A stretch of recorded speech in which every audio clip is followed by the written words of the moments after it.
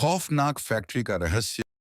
तीनों दोस्तों के दिलों की धड़कनें तेज हो गईं और वे डर के मारे इधर उधर दौड़ने लगे।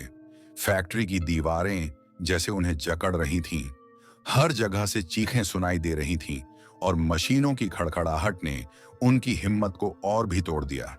हमें साथ रहना होगा, रोहित चिल्लाया। तुम दोनों मेरे पीछे रहो। वे एक संकीर्ण गलियारे में दौड़ते हुए आगे बढ़े।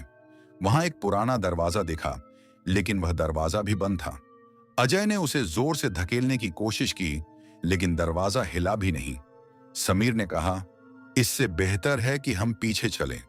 लेकिन जैसे ही वे पलटे, उन्हें वही पुराना आदमी फिर से सामने खड़ा मिला।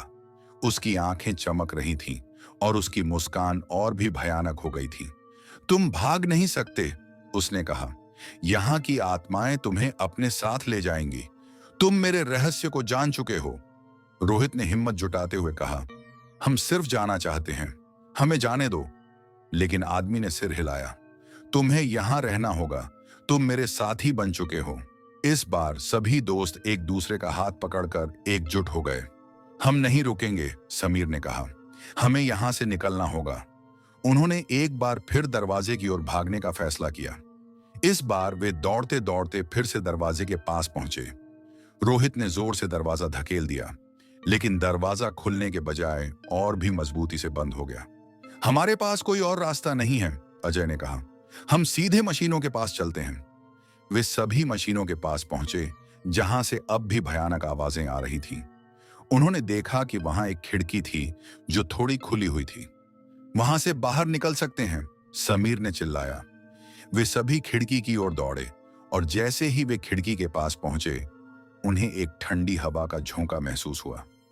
रोहित ने पहले अपनी बाहें बाहर निकाली और फिर समीर और अजय ने भी जल्दी से बाहर निकलने की कोशिश की। लेकिन अचानक फैक्ट्री की दीवारों से एक जोरदार ध्वनि आई। पुराने आदमी की आवाज फिर से गूंजी, तुम नहीं जा सकते।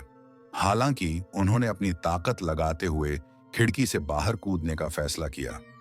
जैसे ही वे बाहर कूदे, उन्हें एक तेज रोशनी मिली। उन्होंने अपनी आंखें बंद कर लीं और फिर से जब खोलीं तो वे फैक्ट्री के बाहर थे। गांव की ठंडी हवा ने उन्हें अपने आगोश में ले लिया।